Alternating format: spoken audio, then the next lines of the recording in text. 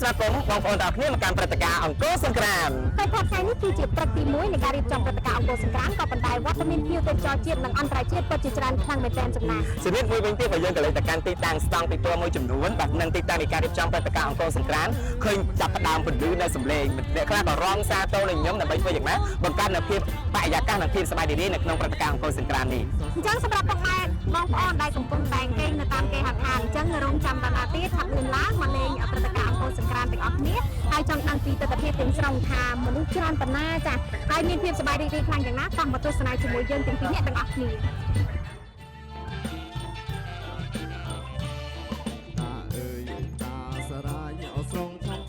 បងសូមរំចិត្ត